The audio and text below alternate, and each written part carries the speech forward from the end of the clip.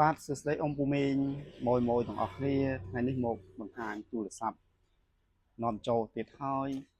ម៉ាក X iPhone X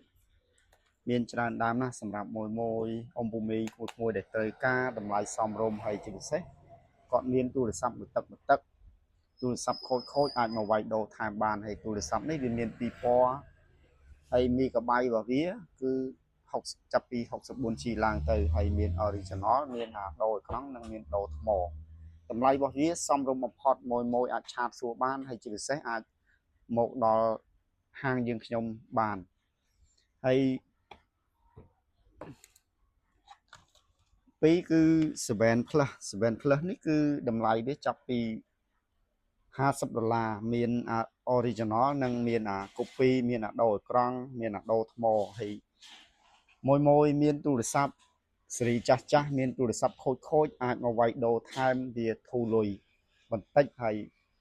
តម្លៃវាសមរម្យហើយជាពិសេសទៅទៀតមានខាតធានារយៈពេល1ខែសម្រាប់មួយដែលគាត់ទិញទៅប្រើមានបញ្ហាគាំងវាមានបញ្ហាម៉ាស៊ីនបញ្ហាផ្សេងទៀតអាចឲ្យហាងយើងខ្ញុំ